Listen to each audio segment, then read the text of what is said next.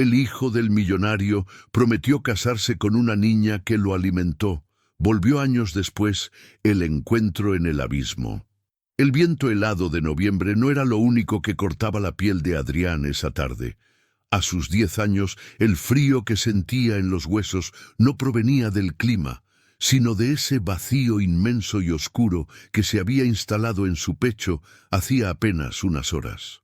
Estaba de pie, aferrado a los eslabones oxidados de una vieja cerca perimetral, en un barrio que sus guardaespaldas jamás pisarían. Su sudadera gris, de una marca carísima que en ese contexto no valía nada, estaba rasgada por la huida. Se había enganchado en un alambre al saltar el muro de la mansión, pero no le importó. Solo quería correr. Correr lejos de los techos altos, del silencio sepulcral de los pasillos y, sobre todo, lejos de él. Adrián respiraba con dificultad. El aire de la ciudad olía a humo y a humedad, un contraste violento con el aroma a lavanda y cera de abejas de su casa. Sus manos, blancas y suaves, apretaban el metal oxidado hasta que los nudillos se pusieron blancos. El estómago le rugió. Un sonido gutural que le recordó que, en su desesperación, había salido sin desayunar y sin almorzar. Pero su orgullo era más fuerte que su hambre. Prefería desmayarse en esa acera sucia antes que volver a pedir una migaja de atención a quien se suponía debía protegerlo. Fue entonces cuando sintió una presencia. No era una amenaza, sino una quietud curiosa. Adrián giró la cabeza bruscamente, a la defensiva. A unos 2 metros de él, parada como un espectro de la realidad urbana, estaba ella. Era una niña de su misma edad, quizás un poco más baja.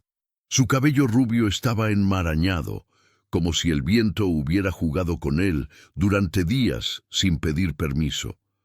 Su ropa era un mapa de su vida, pantalones desgastados en las rodillas, un suéter que le quedaba grande y zapatos que habían perdido su color original hacía mucho tiempo. Pero sus ojos no tenían nada que ver con su ropa. Eran limpios, profundos y de una claridad que desarmó a Adrián al instante. No había juicio en ellos, no había lástima, solo había reconocimiento. La niña no dijo nada al principio, simplemente dio un paso al frente. En sus manos, sucias por el polvo de la calle, sostenía un objeto que parecía ser su posesión más valiosa, una lonchera de plástico azul. Estaba rayada, vieja, y el cierre parecía flojo, pero ella la sujetaba con la delicadeza con la que un rey sujetaría una corona. Adrián retrocedió un paso, chocando su espalda contra la cerca. El instinto que le habían inculcado, el de desconfiar de los extraños, el de no mezclarse, se activó por un segundo. «Vete», murmuró Adrián con la voz quebrada, intentando sonar valiente y fallando miserablemente. La niña no obedeció. En lugar de irse, sonrió. Fue una sonrisa tímida, a la que le faltaba un diente de leche, pero que iluminó ese rincón gris de la ciudad con más fuerza que el sol que se ocultaba tras los edificios de ladrillo. «Tienes cara de que te duele la panza», dijo ella. Su voz era ronca pero suave. Adrián parpadeó, confundido por la franqueza. «No es cierto. No tengo hambre». La mentira murió en el aire cuando su estómago volvió a rugir, esta vez más fuerte, como traicionándolo deliberadamente. Adrián sintió que el calor subía a sus mejillas. La vergüenza de ser descubierto en su vulnerabilidad era peor que el frío. Bajó la mirada, esperando la burla, pero la burla nunca llegó. La niña se acercó 2 pasos más, invadiendo ese espacio personal que Adrián siempre había mantenido blindado. Con movimientos lentos para no asustarlo, levantó la lonchera azul hacia él. «Mi mamá dice que el hambre duele más que un golpe», dijo ella con una sabiduría que no correspondía a su edad. «Y tú tienes ojos de dolor». Adrián miró la lonchera. Luego miró a la niña. «¿Por qué?», preguntó genuinamente desconcertado. No me conoces. No sabes quién soy. Podría ser malo. La niña se encogió de hombros, restándole importancia al drama moral de Adrián. Nadie es malo cuando tiene hambre. Solo están enojados. Ten. Ella empujó la lonchera contra el pecho de Adrián. Él, por inercia, levantó las manos y la tomó. El plástico estaba tibio, calentado por las manos de ella. Fue el primer contacto humano cálido que había sentido en todo el día. Quizás en toda la semana. Adrián se quedó allí, paralizado, sosteniendo el tesoro de esa desconocida. Miró a su alrededor. La gente pasaba caminando rápido, ignorándolos. Para el mundo solo eran dos niños más en una acera cualquiera. Un niño con ropa rota de marca y una niña con ropa rota de pobreza. Pero en ese metro cuadrado de cemento, algo monumental estaba ocurriendo. El universo de Adrián, que hasta ese momento giraba en torno a su propio dolor, acababa de chocar con la generosidad absoluta de quien no tenía nada. «Ábrela», insistió ella con un brillo de emoción en los ojos, como si darle su comida fuera el mejor regalo que ella misma pudiera recibir. Adrián, con los dedos temblorosos por el frío y la emoción contenida, soltó el broche de la lonchera. El contexto y la humillación. La tapa de la lonchera se abrió con un crujido plástico. Dentro no había un banquete, no había caviar, ni los canapés sofisticados que servían en las fiestas de su padre a las que él tenía prohibido bajar. Había medio sándwich. El pan estaba aplastado, la lechuga se veía marchita y el jamón era una lámina transparente de lo delgado que estaba cortado. Al lado había una manzana pequeña y golpeada. Para cualquier otro niño de la clase social de Adrián, aquello habría sido basura. Pero Adrián miró ese medio sándwich como si fuera oro puro. «Es de jamón», explicó la niña, sentándose en el suelo, cruzando las piernas sobre el cemento frío sin importarle la suciedad. «Es mi favorito. Hoy tuve suerte. La señora de la panadería me regaló el pan de ayer». Adrián la miró, incapaz de procesar lo que estaba pasando. «Pero es tuyo, es tu comida». «Ahora es nuestra», corrigió ella con naturalidad. «Si como sola, me lleno la panza pero me quedo triste. Si comemos los dos, se nos quita el hambre y la tristeza. Es matemáticas». Esa lógica simple y aplastante golpeó a Adrián más fuerte que cualquier lección de sus tutores privados. Se dejó caer sentado junto a ella, su espalda contra la cerca oxidada. Dio un mordisco al sándwich. El sabor era salado, simple, pero en su boca explotó como el manjar más delicioso del mundo. Mientras masticaba, una lágrima solitaria se escapó de su ojo izquierdo y rodó por su mejilla sucia. La niña lo vio, pero no dijo nada. Simplemente tomó la manzana, la partió con sus manos con un esfuerzo visible y le ofreció la mitad más grande. «¿Por qué estás aquí?», preguntó ella después de unos minutos de silencio cómodo. «Tu ropa es rara. Parece de las que salen en la tele, pero está rota». Adrián tragó con dificultad. La pregunta abrió la compuerta de los recuerdos que había estado intentando bloquear. «Hoy es mi cumpleaños», soltó Adrián. Las palabras salieron con un peso muerto. La niña abrió los ojos con sorpresa y una alegría genuina. «¿De verdad? ¡Feliz cumpleaños! ¿Y dónde está tu pastel? ¿Y tus globos?» Adrián soltó una risa amarga, seca, que sonó terrible en un niño de 10 años. En la basura, o en la mesa, no lo sé. Su mente voló hacia atrás, a la escena de esa mañana. La mansión enorme y silenciosa. Él bajando las escaleras con la ilusión intacta, esperando encontrar a su padre, don Rogelio, esperándolo para desayunar. Don Rogelio, el gran magnate de las telecomunicaciones, el hombre que salía en las portadas de las revistas de negocios. Adrián recordó llegar al comedor. La mesa era kilométrica. En un extremo, su padre hablaba por teléfono, gritando sobre acciones y fusiones. Ni siquiera lo miró cuando entró. Adrián se había sentado, esperando. 5 minutos, 10 minutos. Cuando don Rogelio finalmente colgó, Adrián sonrió. «Papá, hoy es...» «Ahora no, Adrián», lo cortó su padre con voz gélida sin levantar la vista de su tablet. «Tengo que viajar a Tokio en 1 hora. Hay un problema con los inversores. Pero prometiste que hoy iríamos al parque. Es mi cumpleaños número 10. Don Rogelio se levantó, ajustándose el traje italiano de $5,000. Caminó hacia la salida sin detenerse.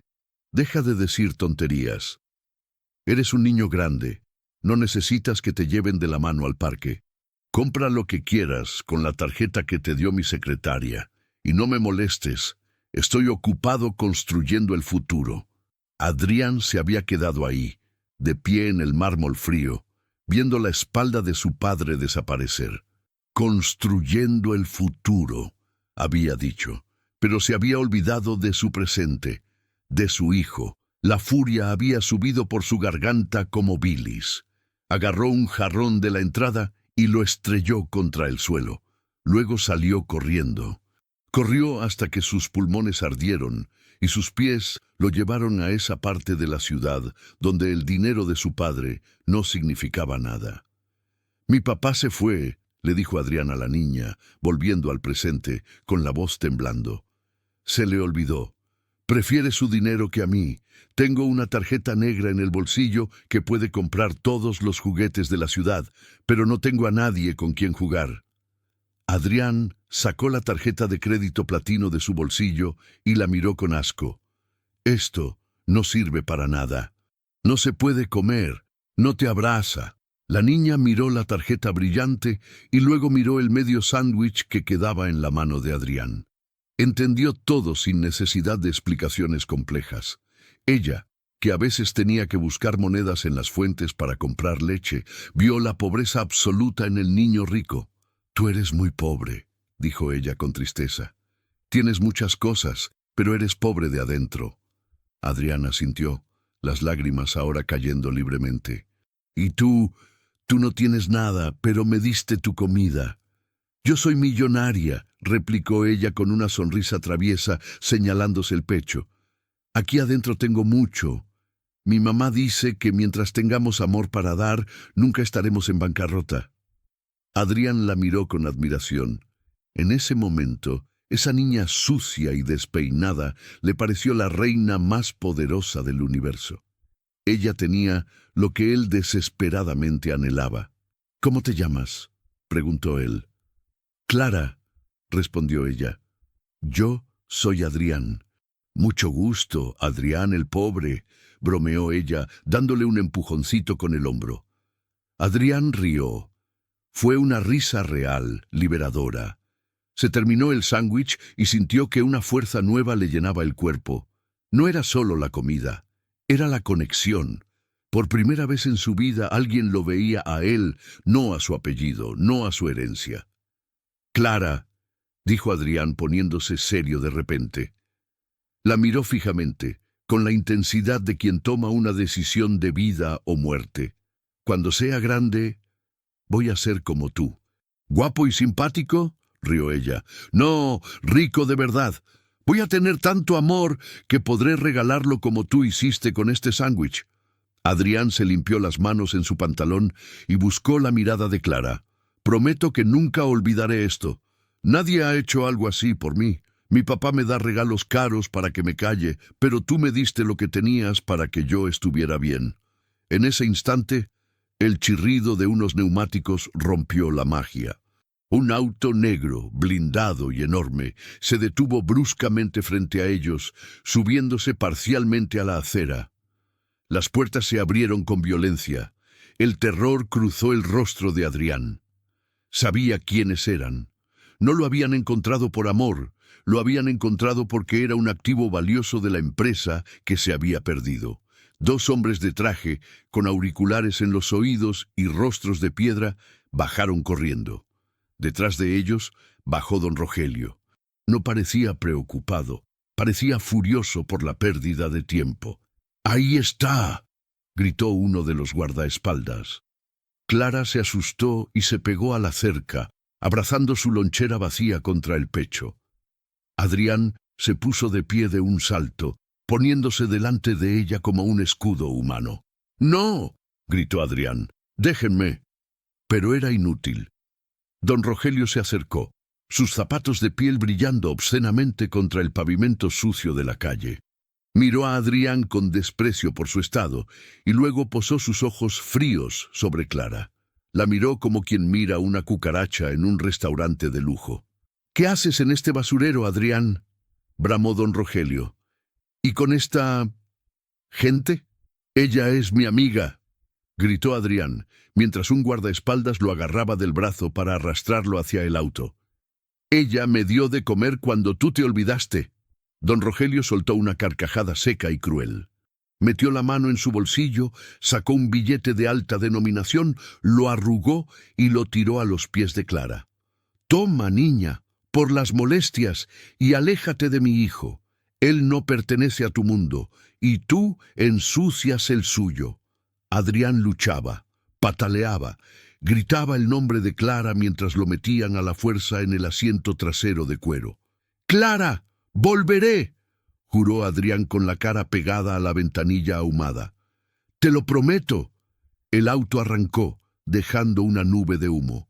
Clara se quedó sola en la acera, con el viento volviendo a soplar. Miró el billete en el suelo, pero no lo recogió. En su lugar, levantó la mano y saludó al auto que se alejaba, con una lágrima silenciosa bajando por su mejilla, sabiendo que acababa de perder a su único amigo rico.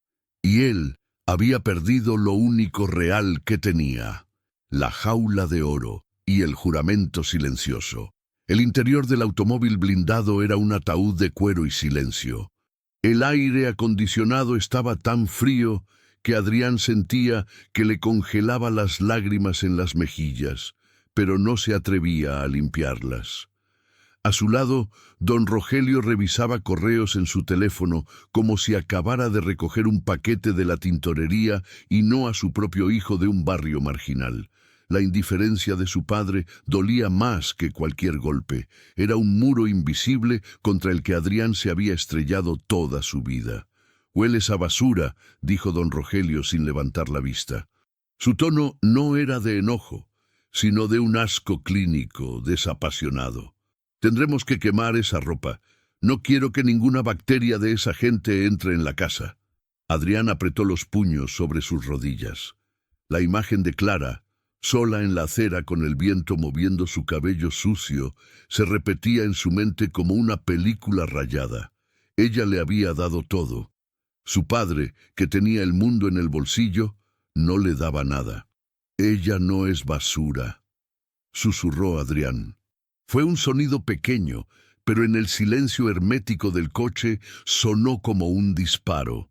Don Rogelio bloqueó la pantalla de su teléfono y por primera vez giró la cabeza lentamente hacia su hijo. Sus ojos eran dos pozos oscuros, calculadores, los mismos ojos que usaba para despedir a 1000 empleados sin pestañear. «¿Qué dijiste?», preguntó suavemente. «Dije que ella no es basura», repitió Adrián, la voz ganando fuerza por la rabia que le subía por la garganta. «Ella me dio su comida. Tú ni siquiera te acordaste de que hoy nací. Ella es más rica que tú. El bofetón no fue físico. Don Rogelio no pegaba. Eso dejaba marcas que la prensa podía ver. Él usaba palabras que desmembraban el alma. Soltó una risa corta, seca. «Rica», repitió don Rogelio, saboreando la ironía. «Escúchame bien, Adrián. En este mundo hay leones y hay ovejas. Esa niña es una oveja. Está destinada a ser comida, pisada y olvidada. Tú eres un león. Pero si te revuelcas con las ovejas, terminarás oliendo a estiércol. Hoy me has avergonzado. Te escapaste como un ladrón para ir a comer sobras con una mendiga. Eso demuestra que tu sangre es débil». «¡Es mi amiga!», gritó Adrián, rompiendo a llorar. «No tienes amigos», sentenció su padre volviendo a su teléfono. Tienes socios, tienes empleados y tienes rivales. Apréndelo ya, o te comerán vivo. Cuando lleguemos a casa te darás un baño de 1 hora. Y mañana tu tutor duplicará tus lecciones de economía. No tendrás tiempo para pensar en estupideces sentimentales. El auto cruzó las enormes puertas de hierro de la mansión. Para Adrián, ya no parecía un hogar. Parecía una prisión de mármol. Al bajar, los empleados lo rodearon para limpiarlo, quitándole la sudadera gris como si fuera material radiactivo. Adrián se dejó hacer, inerte, pero su mente estaba en otra parte. Esa noche, en su habitación que era más grande que la casa entera de muchas familias, Adrián no durmió. Se sentó en el borde de su cama gigante, mirando por la ventana hacia las luces de la ciudad que parpadeaban a lo lejos. En algún lugar, bajo esas luces, estaba Clara. Se levantó y fue hacia su escritorio. Sacó una hoja de papel y un bolígrafo de pluma dorada. Con mano temblorosa, no escribió una carta, sino un contrato consigo mismo. No sabía mucho de la vida, pero sabía de negocios porque era lo único que escuchaba en esa casa. Yo, Adrián, prometo que no seré como él. Prometo que el dinero no me comerá el corazón. Y prometo que voy a encontrarla. No importa cuánto tarde. Voy a devolverle el sándwich. Voy a devolverle la vida. Dobló el papel en un cuadro minúsculo y lo escondió dentro del doble fondo de su caja de música.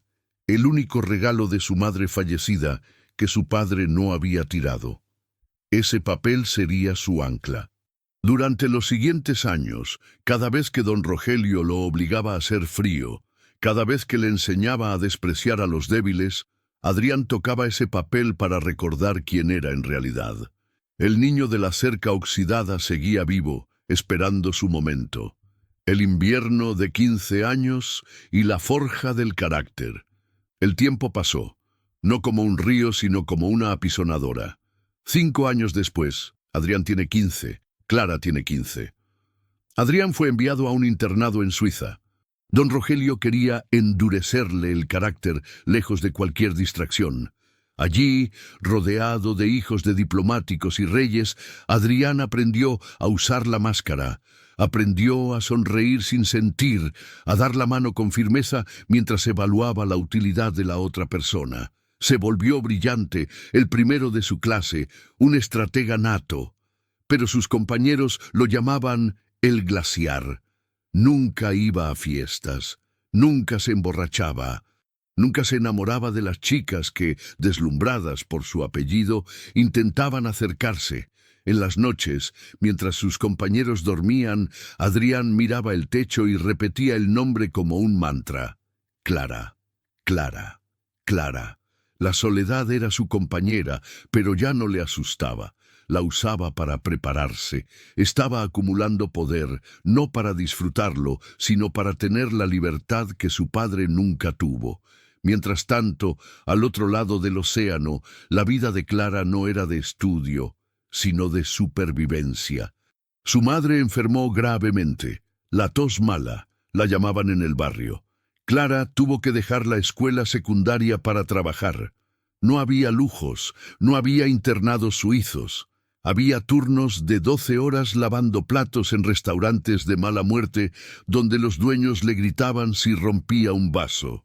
Sus manos, antes pequeñas y suaves, se llenaron de callos y quemaduras. Su espalda aprendió lo que era el dolor crónico antes de cumplir los 16. Pero algo milagroso sucedía. Clara no se amargaba. En el barrio la conocían como la sonrisa. «Clara, hija, descansa», le decía su vecina cuando la veía llegar a medianoche. «No puedo, doña Marta. Si descanso, mi mamá no tiene medicinas», respondía ella, con esa misma luz en los ojos que había desarmado a Adrián años atrás. «Además, hoy el cocinero me dejó traer las sobras. Hay fiesta». Clara compartía lo poco que tenía. Si encontraba un perro callejero, le daba la mitad de su pan. Si una compañera estaba llorando, Clara se quedaba 1 hora más para ayudarla a terminar. La pobreza Le había quitado todo lo material, pero no había podido tocar su esencia. Sin embargo, a veces, cuando la lluvia golpeaba el techo de lámina de su pequeña casa, Clara miraba su vieja lonchera azul que ahora usaba para guardar las pastillas de su madre. «¿Dónde estarás, niño triste?», se preguntaba.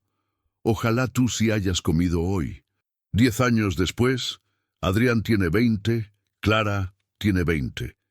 Don Rogelio sufrió un derrame cerebral. No murió, pero quedó postrado en una silla de ruedas, incapaz de hablar, prisionero de su propio cuerpo. Fue la justicia poética más cruel. El hombre que quería controlar el mundo ya no podía controlar ni sus esfínteres. Adrián regresó, no con tristeza, sino con determinación. A los 20 años, asumió el control del imperio familiar. Entró en la sala de juntas y los viejos tiburones, los amigos de su padre, pensaron que se comerían al niño. Se equivocaron. Adrián los despidió a todos en una sola mañana. Limpió la empresa. «Esta compañía ya no venderá humo», dijo en su primera conferencia de prensa. «Vamos a construir cosas reales». La prensa lo amaba. El joven rey Midas lo llamaban. Era guapo, inmensamente rico y misterioso, pero nadie conocía su vida privada. No había modelos, no había escándalos. Adrián vivía en un apartamento minimalista en el centro, lejos de la mansión que le traía malos recuerdos. Su única excentricidad era que cada fin de semana desaparecía. Se ponía una gorra, ropa sencilla y caminaba por los barrios pobres de la ciudad buscaba una cara, unos ojos, una reja oxidada que ya había sido demolida para construir un centro comercial. 15 años después, el presente, Adrián 25, Clara 25. La búsqueda había sido infructuosa. La ciudad era un monstruo de 10 millones de cabezas, y Clara parecía habérsela tragado la tierra. Adrián empezaba a perder la esperanza, sintiendo que ese recuerdo era quizás solo un sueño febril de su infancia. Su carácter se había vuelto más sombrío. La eficiencia se convirtió en su única religión. Compró una cadena de hoteles de lujo, el Grupo Horizon, para expandir su poder. Clara, por su parte, había tocado fondo y rebotado. Su madre había fallecido hacía un año, dejándola sola en el mundo y con deudas médicas impagables. Consiguió trabajo en el Grand Hotel Horizon como personal de limpieza. Era el trabajo más duro y peor pagado, invisible para los huéspedes, esencial para el negocio. Su jefa era la señora Berta, una mujer amargada que disfrutaba ejerciendo su minúsculo poder sobre las chicas de limpieza. «Tú no eres nadie, Clara», le repetía Berta cada mañana al pasar lista. «Eres un fantasma que limpia la mierda de la gente importante. No hables, no mires a los ojos, no existas». Esa mañana de martes era diferente. El aire estaba cargado de electricidad. Se rumoreaba que el gran jefe, el dueño de todo el conglomerado, iba a hacer una visita sorpresa. «Quiero todo impecable», gritaba Berta, chasqueando los dedos frente a la cara de Clara. «Si veo una mota de polvo, te vas a la calle. Y límpiate esa cara, pareces una muerta de hambre». Clara bajó la cabeza, tragándose el orgullo. «Sí, señora Berta». Agarró su carrito de limpieza, pesado y con una rueda rota que chirriaba, y se dirigió hacia el lobby principal. No sabía que el destino, ese guionista caprichoso que los había separado violentamente 15 años atrás, estaba a punto de escribir el siguiente capítulo. Adrián acababa de bajar de su limusina en la entrada principal. No llevaba séquito, no llevaba guardaespaldas. Iba solo, con la mirada cansada de quien tiene todo el dinero del mundo, pero no tiene con quién compartir un sándwich. Entró en el hotel. Clara empujó el carrito. Las líneas de sus vidas, paralelas durante tanto tiempo, empezaron a curvarse para el impacto final. El hombre en la torre de cristal. El piso 42 del edificio corporativo Horizon Flotaba sobre la ciudad como una nave espacial silenciosa. Allí arriba no se escuchaban los claxones, ni los gritos de los vendedores ambulantes, ni el llanto de la gente común. Todo estaba insonorizado, climatizado y terriblemente muerto. Adrián estaba de pie frente al ventanal de piso, a techo, observando la ciudad a sus pies. A los 25 años, la prensa decía que tenía el mundo en sus manos, pero él sentía que solo tenía aire. Su reflejo en el cristal le devolvió la imagen de un hombre impecable. Camisa blanca desabotonada en el cuello, mangas remangadas, mostrando antebrazos trabajados en el gimnasio, y una mirada que había envejecido 100 años en los últimos 15. Detrás de él, la puerta de roble se abrió con un siseo suave. Marcos, su asistente personal y única persona que se atrevía a hablarle sin cita, entró cargando una tablet. «Señor», dijo Marcos con la voz tensa de quien trae malas noticias o demasiadas buenas noticias. «Los inversores japoneses ya están en la sala de conferencias B. Están ansiosos por firmar la fusión. Es el trato de la década, Adrián. Si firmas hoy, duplicarás tu patrimonio antes de la cena». Adrián no se giró. Siguió mirando un punto invisible en la bruma de la ciudad, allá abajo, donde las calles eran sucias y reales. «Diles que esperen», respondió Adrián. Su voz era grave, carente de la emoción que se espera de alguien a punto de ganar millones. «¿Perdón?». Marcos parpadeó incrédulo. «Señor, tienen una agenda muy apretada. Si los hacemos esperar, podrían ofenderse. Es cuestión de respeto empresarial». Adrián se dio la vuelta lentamente. Caminó hacia una estantería minimalista en la pared norte de la oficina. Allí, en el centro de una repisa iluminada por una luz tenue, no había trofeos de golf, ni premios al empresario del año, ni fotos con presidentes. Había una urna de cristal blindado, y dentro de la urna, un objeto que desentonaba violentamente con la elegancia gris del despacho. Una lonchera de plástico azul, vieja, rayada y con el asa reparada con cinta adhesiva. Adrián posó su mano sobre el cristal, como si intentara sentir el calor a través de la barrera fría. «El respeto, Marcos, no es llegar a tiempo a una reunión para robarse dinero mutuamente con trajes caros», dijo Adrián, sin dejar de mirar la lonchera. «El respeto es compartir tu pan cuando te mueres de hambre. Cancela la reunión». Marcos bajó la tablet, resignado. Conocía esa mirada. Era la mirada de la búsqueda. «Adrián, llevas años buscando. Has contratado detectives, has puesto anuncios, has caminado por cada barrio marginal de esta maldita ciudad. Ella no está.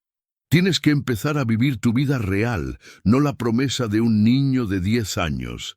Esta es mi vida real», cortó Adrián, girándose con una intensidad que hizo retroceder a su asistente. «Todo esto...»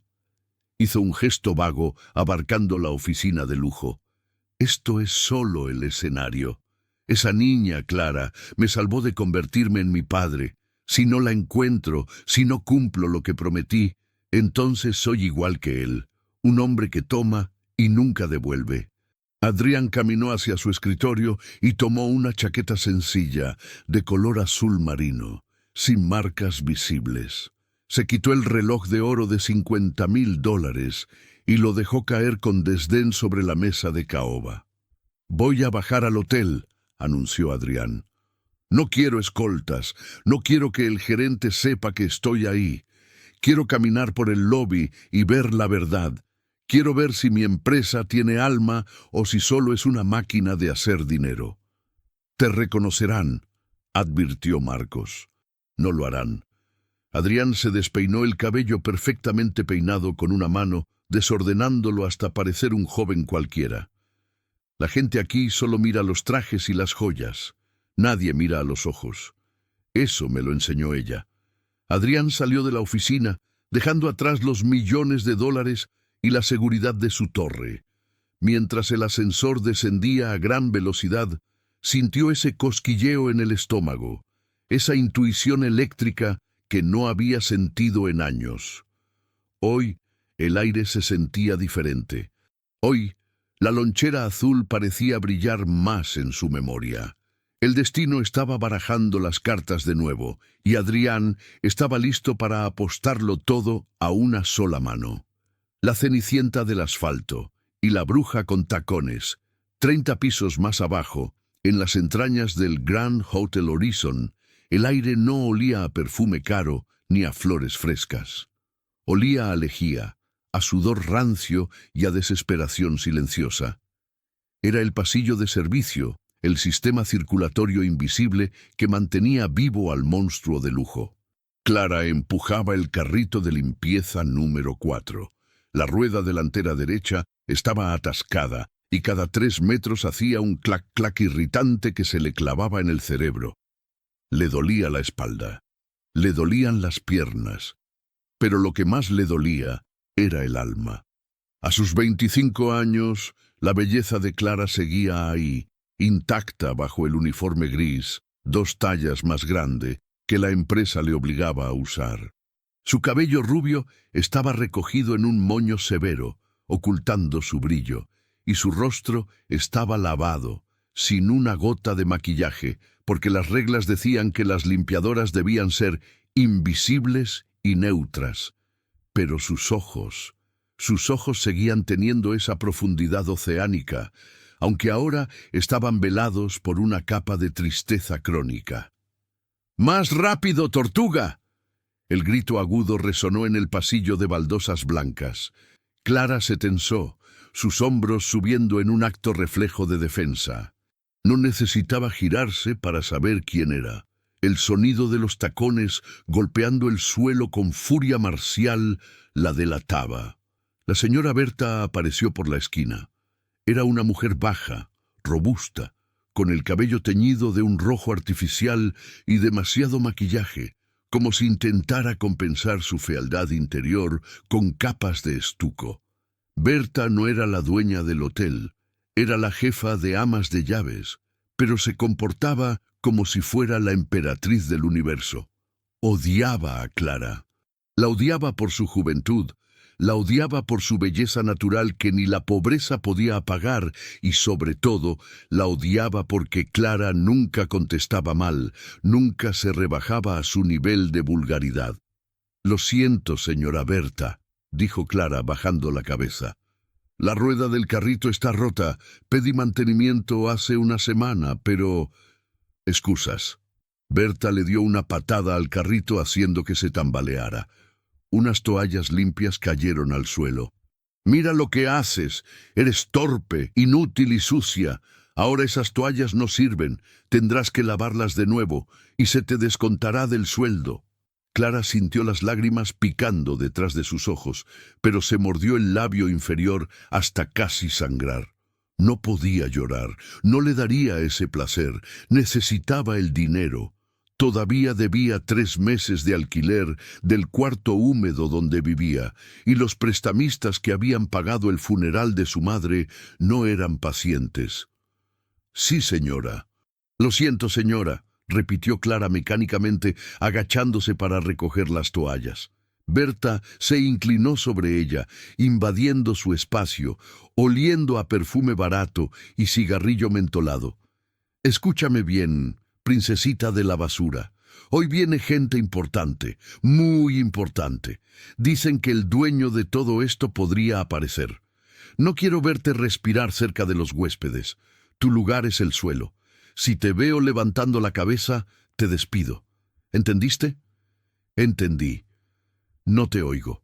«Entendí», dijo Clara un poco más fuerte con la voz temblando. Berta sonrió con satisfacción maliciosa. «Bien, ahora ve al lobby. Alguien derramó café cerca de la entrada principal. Quiero que lo limpies, y quiero que lo hagas de rodillas. Que quede brillante. Si veo una mancha, te vas a la calle hoy mismo». Clara asintió y retomó el control de su carrito rebelde. Caminó hacia el ascensor de servicio, sintiendo la mirada de Berta clavada en su nuca como un puñal. Cuando las puertas del ascensor se cerraron, dejándola sola por un instante, Clara se permitió soltar un suspiro largo y tembloroso. Se miró las manos. Estaban rojas, agrietadas por los químicos de limpieza. Ya no eran las manos de la niña que había compartido un sándwich. «¿Dónde estás?», pensó, evocando la imagen del niño triste de la cerca oxidada. Era su refugio mental. Cada vez que Berta la humillaba, Clara escapaba a ese recuerdo. Recordaba la promesa. «Volveré». «Mentiroso», susurró al metal frío del ascensor con una sonrisa triste. «Seguro te olvidaste de mí al día siguiente. Seguro ahora eres uno de esos hombres que pasan sin mirarme, pisando el suelo que yo limpio». Pero en el fondo, una chispa de fe irracional seguía ardiendo. Clara se tocó el pecho, donde bajo el uniforme gris llevaba colgado un hilo negro con una pequeña llave oxidada. Era la llave de la lonchera azul que le había regalado al niño. Él tenía la caja. Ella tenía la llave. Era estúpido, era infantil, pero era lo único que le quedaba. El ascensor se detuvo en la planta baja con un ding suave. Las puertas se abrieron al mundo de lujo. El lobby del Grand Hotel Horizon era un espectáculo de mármol dorado, lámparas de araña de cristal gigantescas y música de piano en vivo. El aire estaba perfumado. Clara respiró hondo. Adoptó su postura de invisibilidad, hombros caídos, mirada al suelo, y empujó su carrito hacia el centro del salón, donde una mancha oscura profanaba la alfombra beige. Se sentía pequeña, una mancha gris en un cuadro perfecto. No sabía que a escasos 10 metros las puertas giratorias de la entrada principal estaban empezando a moverse, trayendo consigo el huracán que cambiaría su vida para siempre. Se arrodilló en el suelo, sacó un cepillo y comenzó a frotar. Frotar la mancha, frotar su dolor, frotar su esperanza para que no se apagara. El destino estaba a segundos de distancia. El choque de dos mundos. El vestíbulo del Grand Hotel Horizon era una sinfonía de superficialidad. El aire acondicionado mantenía una temperatura artificialmente perfecta, ignorando el calor sofocante de la calle. El sonido ambiente era una mezcla de piano suave, el tintineo de copas de cristal en el bar del fondo y el murmullo de conversaciones sobre dinero, vacaciones en yates y cirugías estéticas. Adrián atravesó las puertas giratorias. Nadie lo miró. Sin su traje italiano de 3 piezas, sin su séquito de seguridad y sin la arrogancia que solía llevar como armadura, para el mundo era invisible. Vestía unos vaqueros oscuros, una camiseta blanca básica y esa chaqueta azul marino que había rescatado del fondo de su armario. Para los porteros era solo un turista más, quizás alguien que se había equivocado de hotel. Caminó despacio, absorbiendo la atmósfera. Sus ojos, entrenados para detectar fallos en balances financieros, ahora buscaban fallos morales.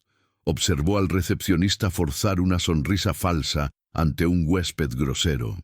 Observó a un botones cargando 4 maletas pesadas, mientras el dueño de las maletas caminaba delante sin abrirle la puerta.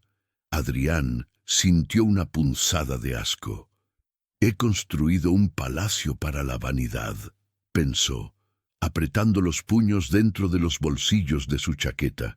En el centro del salón, como una isla de miseria en un océano de opulencia, estaba Clara. Adrián no la vio al principio, o mejor dicho, sus ojos pasaron por encima de ella como si fuera parte del mobiliario. Clara estaba de rodillas, encorvada sobre la alfombra, su figura pequeña, casi desapareciendo bajo el uniforme gris que le quedaba enorme. Frotaban con fuerza, con desesperación, intentando eliminar una mancha de café que parecía burlarse de su esfuerzo. Clara sentía que las rodillas le ardían. El dolor era agudo, clavándose como agujas calientes, pero no podía detenerse. La voz de Berta seguía resonando en su cabeza. «Si veo una mancha, te vas a la calle. La calle significaba hambre, significaba no tener dónde dormir, significaba fallarle a la memoria de su madre. Así que frotaba, frotaba hasta que sus nudillos se ponían blancos, hasta que el sudor le bajaba por la frente y le picaba en los ojos. Adrián, distraído por su análisis del hotel, cambió su rumbo. Vio la enorme lámpara de araña central y levantó la vista, calculando mentalmente el costo excesivo de esa electricidad. No miró al suelo. Dio un paso hacia la derecha, justo hacia donde el carrito de limpieza de Clara bloqueaba parcialmente el paso. Fue cuestión de segundos, un accidente coreografiado por un destino cruel. Clara, al escuchar pasos acercándose, intentó apartar el cubo de agua sucia para no estorbar, pero sus manos estaban resbaladizas por el jabón. El cubo se le escapó de los dedos. Al mismo tiempo, Adrián tropezó con la rueda rota del carrito que sobresalía. ¡Cuidado!, gritó Clara, pero fue demasiado tarde. El cubo volcó. No fue un simple derrame, fue una catástrofe en cámara lenta. El agua, gris, turbia, llena de espuma química y suciedad de la alfombra, salió disparada en una ola perfecta. Impactó directamente contra las piernas de Adrián. Empapó sus vaqueros, salpicó su chaqueta y, lo peor de todo, cubrió sus zapatillas de lona. Un charco oscuro y pestilente comenzó a expandirse rápidamente sobre el inmaculado mármol blanco del vestíbulo, justo en el centro de la escena, bajo la luz brillante de la araña de cristal. El piano se detuvo. Las conversaciones cesaron. El silencio que siguió fue absoluto, pesado, asfixiante. Adrián se quedó inmóvil, mirando sus zapatos empapados. El agua fría se filtraba hasta sus calcetines. Una sensación desagradable que le erizó la piel. Pero no se movió. No gritó. Simplemente se quedó mirando el desastre, procesando lo ocurrido. Clara se quedó petrificada. Su corazón dejó de latir por un segundo. El color huyó de su rostro, dejándola más pálida que la cera. Miró el agua sucia en los zapatos del desconocido, miró el charco expandiéndose y supo con una certeza terrorífica que su vida acababa de colapsar. «¡Dios mío!», susurró Clara, con la voz estrangulada por el pánico. «¡Perdón! ¡Perdóneme, por favor!». Se lanzó hacia adelante sin pensar, actuando por puro instinto de supervivencia. Sacó un trapo sucio de su delantal y de rodillas comenzó a intentar secar los zapatos de Adrián. Sus manos temblaban tanto que apenas podía coordinar los movimientos. «Lo siento, señor, soy muy torpe. Por favor, no diga nada», suplicaba ella, frotando la tela de las zapatillas de Adrián con frenesí. «Se lo limpio. Se lo dejo como nuevo. Por favor». Adrián bajó la mirada. Vio la coronilla de esa mujer arrodillada a sus pies. Vio sus manos rojas, agrietadas, trabajando con una desesperación que le rompió el corazón. No le importaban sus zapatos, le importaba el terror absoluto que emanaba de ella. ¿Qué clase de infierno vivía esa mujer para tener tanto miedo por un poco de agua? Adrián abrió la boca para hablar, para decirle que no importaba, que se levantara. «Oye, no te preocupes», pero su voz fue interrumpida por un grito que sonó como un latigazo en medio del salón. «La humillación pública». «¿Qué has hecho, animal?». La señora Berta cruzó el vestíbulo corriendo, con una velocidad sorprendente para su peso y sus tacones. Su rostro estaba rojo de ira, sus ojos inyectados en sangre. Parecía un toro embistiendo en la arena. Llegó hasta donde estaban y, sin dudarlo un segundo, agarró a Clara por el hombro del uniforme y tiró de ella hacia atrás con violencia. Clara, que estaba en desequilibrio limpiando los zapatos, cayó de espaldas sobre el suelo mojado, golpeándose el codo contra el mármol duro. «¡Ay!», gimió Clara, encogiéndose de dolor en el suelo. Berta no le prestó atención. Se giró hacia Adrián, transformando instantáneamente su máscara de furia en una sonrisa servil y grotesca. «Oh, señor, 1000 perdones. ¡Qué vergüenza!, exclamó Berta, juntando las manos en un gesto de súplica teatral. En nombre del Grand Hotel Horizon, le pido la disculpa más humilde. Esta incompetente no sabe lo que hace. Es nueva, es torpe, es un desastre. Adrián observó a la mujer. Vio la falsedad en sus ojos, el miedo a una queja formal mezclado con el placer sádico de tener a alguien a quien culpar. Sintió una oleada de ira fría subiendo por su columna vertebral. «El agua se seca», dijo Adrián con voz tranquila, pero peligrosamente baja. Berta interpretó su calma como desdén hacia la empleada. Se sintió validada. Se giró de nuevo hacia Clara, que intentaba levantarse resbalando en el agua jabonosa. «Mírate», bramó Berta, señalándola con un dedo acusador. «Eres una vergüenza para este uniforme. Has ensuciado a un huésped. Has manchado el piso del lobby principal. ¿Tienes idea de quién entra por esa puerta?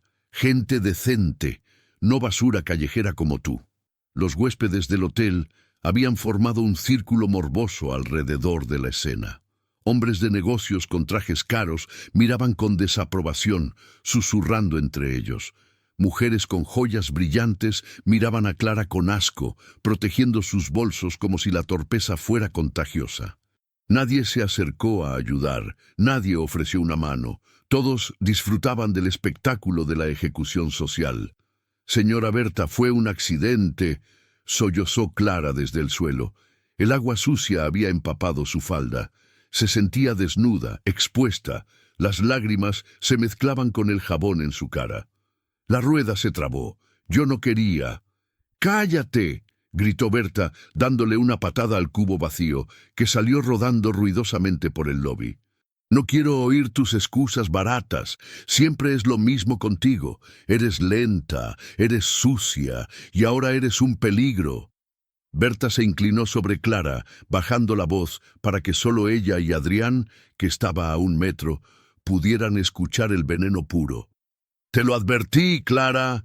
Te dije que si cometías un error te ibas. ¿Crees que estamos aquí para mantener a inútiles? Este es un hotel de 5 estrellas, no un refugio de beneficencia para huérfanas fracasadas». La palabra huérfana golpeó a Clara más fuerte que el suelo. Se cubrió la cara con las manos, llorando abiertamente. La humillación era total. Estaba empapada en agua sucia, rodeada de extraños que la juzgaban, siendo destruida por una mujer que conocía sus puntos débiles y los usaba como armas. «Levántate y lárgate», ordenó Berta, recuperando el volumen para que la audiencia viera su autoridad. «Estás despedida, fuera de mi vista ahora mismo, y no creas que te vamos a pagar los días trabajados. Eso cubrirá la limpieza del traje de este caballero y el daño moral a la imagen del hotel». Clara intentó ponerse de pie, pero sus piernas fallaron. El miedo al futuro, el hambre que pasaría mañana, la injusticia de todo aquello la aplastaba. «Por favor, señora Berta, necesito el trabajo. Mi alquiler», suplicó, arrastrándose un poco hacia los zapatos de tacón de su verdugo. «Le prometo que no volverá a pasar. Limpiaré todo. Trabajaré gratis 1 semana. Por favor, no tengo a nadie». «¡Suéltame!». Berta retrocedió como si Clara tuviera la peste. «¡Seguridad! Saquen a esta pordiosera de aquí antes de que ensucie algo más». 2 guardias de seguridad, hombres grandes y con cara de aburrimiento, comenzaron a caminar hacia ellos desde la entrada. La sentencia estaba dictada. La sociedad había hablado. La rica tenía razón. La pobre tenía la culpa. Adrián había visto suficiente. Durante todo el tirano monólogo de Berta, él había permanecido inmóvil, observando cada gesto, cada lágrima de la chica, cada mirada de desprecio de los espectadores. Su corazón, que había estado dormido, protegido por capas de cinismo y negocios durante 15 años, empezó a latir con una violencia que le dolía en el pecho. Esa escena, esa chica en el suelo siendo despreciada por tener las manos sucias, era un eco. un eco brutal de su propia infancia. Recordó a su padre tirando el billete al suelo. Recordó la impotencia, pero esta vez él no era un niño de 10 años arrastrado por guardaespaldas. Esta vez él era el dueño del tablero. Cuando Berta levantó la mano como para amenazar físicamente a Clara una vez más, Adrián dio un paso adelante. No fue un paso rápido, sino pesado, definitivo. El sonido de su zapatilla mojada contra el mármol rompió el ritmo de los gritos de Berta. «¡Alto!», dijo Adrián. No gritó, no necesitó hacerlo. Su voz tenía ese tono de autoridad absoluta que solo tienen aquellos que están acostumbrados a que el mundo se detenga cuando ellos hablan. Fue una orden simple, pero cargada de una energía tan densa que Berta se congeló a mitad del gesto. Berta se giró, confundida, parpadeando bajo sus pestañas postizas. «Disculpe, señor». «No se preocupe, ya nos encargamos de la basura. Usted no tiene que...». «Dije que alto», repitió Adrián, y esta vez sus ojos grises se clavaron en los de Berta con la intensidad de un depredador mirando a su presa. El vestíbulo volvió a quedar en silencio. Los guardias de seguridad se detuvieron a medio camino, dudando. Había algo en la postura de ese joven de ropa mojada que irradiaba poder, un tipo de poder que no venía de la ropa, sino de la certeza. Adrián ignoró a Berta y se giró hacia Clara. Ella seguía en el suelo, temblando con la cabeza baja, esperando el golpe final. Adrián sintió un nudo en la garganta. Se agachó lentamente, sin importarle que sus pantalones vaqueros tocaran el charco de agua sucia. Se puso a su nivel, al nivel del suelo, al nivel de la verdad. «Nadie es basura», dijo Adrián suavemente, repitiendo inconscientemente una lección que había aprendido hacía una vida entera. Extendió su mano hacia ella. Una mano firme, limpia, abierta. «Levántate. No tienes por qué estar de rodillas ante nadie». Clara levantó la vista lentamente. Sus ojos estaban rojos, llenos de lágrimas, pero a través de la cortina de agua salada, sus miradas se cruzaron. Adrián sintió una descarga eléctrica. No fue un reconocimiento inmediato de la cara. Han pasado 15 años y la vida ha sido dura con ella. Pero fue la sensación, esa vulnerabilidad honesta, esa dignidad rota, pero presente. «¿Señor?», susurró Clara, confundida por la amabilidad en medio de la guerra. Berta, recuperándose de la sorpresa, soltó una risa nerviosa. «Señor, de verdad, no toque a esa mujer. Está llena de gérmenes. Es una empleada de limpieza de bajo nivel. No vale la pena que se ensucie las manos. Déjenos sacarla por la puerta de servicio, que es por donde deben salir las ratas». Adrián no retiró la mano. Mantuvo la mirada fija en Clara, ignorando el veneno de Berta como quien ignora el zumbido de una mosca molesta. «Dame la mano», insistió Adrián, con voz cálida. «Por favor».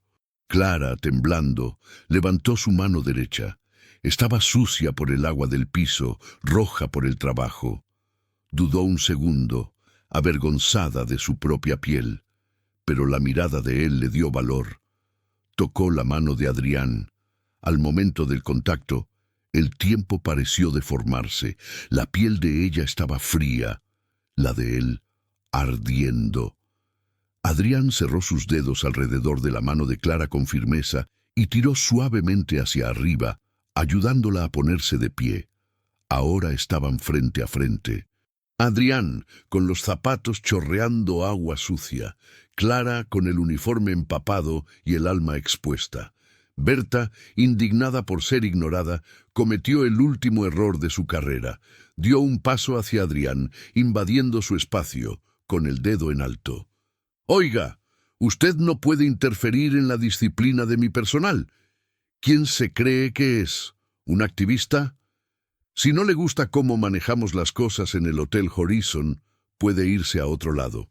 Aquí reservamos el derecho de admisión Adrián soltó la mano de Clara suavemente, pero se quedó a su lado, hombro con hombro. Se giró hacia Berta.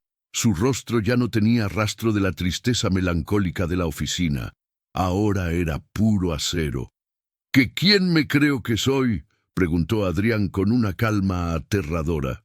Metió la mano en el bolsillo interior de su chaqueta mojada.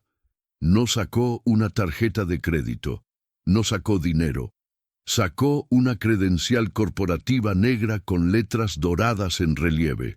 La levantó lentamente hasta que quedó a la altura de los ojos de Berta. Soy Adrián Valeriano, dueño del Grupo Horizon, dueño de este edificio, dueño de este hotel y, técnicamente, dueño de la empresa que paga tu salario. El silencio en el lobby se transformó. Ya no era un silencio de expectación, era un silencio de terror. El rostro de Berta pasó del rojo furia al blanco cadáver en menos de un segundo. Su boca se abrió, pero no salió ningún sonido. Los guardias de seguridad retrocedieron 2 pasos, bajando la cabeza. Adrián guardó la credencial, pero no bajó la intensidad de su mirada. Y tienes razón en una cosa, Berta.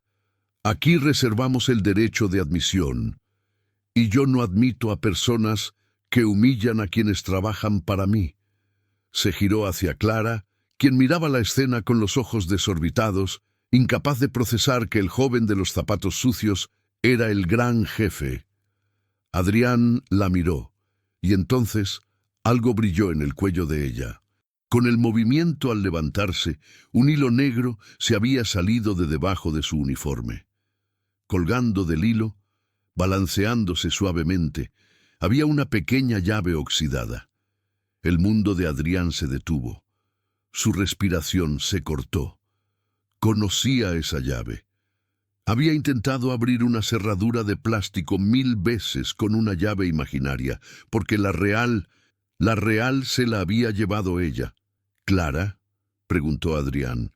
Su voz se rompió, perdiendo toda la autoridad de CEO y volviendo a ser la del niño de 10 años. ¿Eres tú? Clara parpadeó, las lágrimas deteniéndose por la sorpresa. Miró al hombre poderoso que tenía enfrente. Miró sus ojos grises, y de repente la imagen del hombre se superpuso con la del niño de la sudadera rota. ¿El niño del sándwich?, susurró ella, llevándose las manos a la boca. El reconocimiento estalló en el vestíbulo del hotel como una bomba silenciosa. No importaban los huéspedes, no importaba Berta, no importaba el agua en el suelo. Solo importaban ellos dos, y una promesa que había tardado 15 años en cruzar el abismo entre la riqueza y la pobreza. El silencio que grita. El vestíbulo del Grand Hotel Horizon, un espacio diseñado para intimidar con su grandeza, se había reducido a un círculo íntimo de 2 metros de diámetro. Fuera de ese círculo, el mundo seguía existiendo. Los murmullos escandalizados de la alta sociedad, el sonido lejano de los teléfonos sonando en recepción, la respiración entrecortada de los guardias de seguridad. Pero dentro, solo existían 2 pares de ojos conectados por un hilo invisible de 15 años de antigüedad. Adrián no se movió. Tenía miedo de parpadear y descubrir que se trataba de una alucinación provocada por su desesperada necesidad de redención. Sus manos, que minutos antes estaban listas para firmar contratos millonarios con frialdad quirúrgica, ahora temblaban visiblemente a los costados de su cuerpo. «Clara», repitió él. El nombre salió de su garganta no como una pregunta esta vez, sino como una plegaria contestada. Sonó ronco, cargado de una culpa que había llevado como una segunda piel durante 1,5 décadas. Clara, por su parte, seguía paralizada. Su cerebro, agotado por el estrés de la supervivencia diaria y el terror reciente del despido, luchaba por procesar la metamorfosis que tenía delante. Intentaba superponer la imagen del niño frágil, tembloroso y hambriento de aquella tarde gris, con la figura imponente de este hombre que emanaba poder. Pero los ojos grises eran idénticos. Eran la única ventana abierta a ese pasado compartido.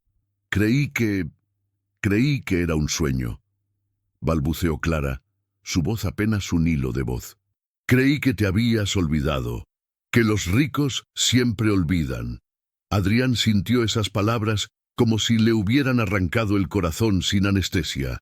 Dio un paso más hacia ella, ignorando por completo el protocolo, las normas sociales y la barrera invisible que separa al dueño del sirviente. Levantó la mano lentamente, como quien se acerca a un animal herido que teme ser golpeado de nuevo, y con la punta de los dedos rozó la llave oxidada que colgaba del cuello de ella. El contacto del metal frío contra su piel caliente fue la confirmación definitiva. No hubo un solo día, ni uno solo, en que no pensara en ese sándwich, dijo Adrián con una intensidad que hizo que varios huéspedes cercanos contuvieran la respiración.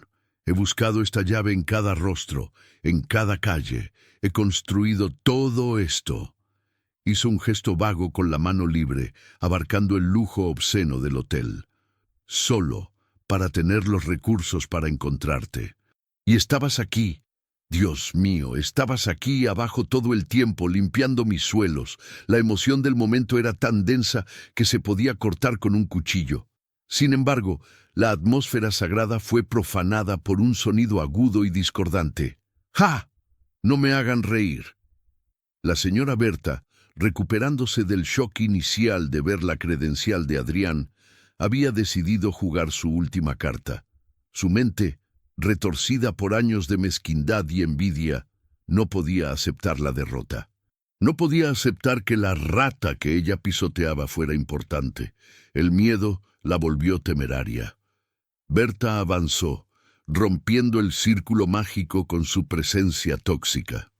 Se arregló la chaqueta de su uniforme con un movimiento brusco y soltó una risa nerviosa, dirigida a la audiencia de huéspedes ricos buscando cómplices.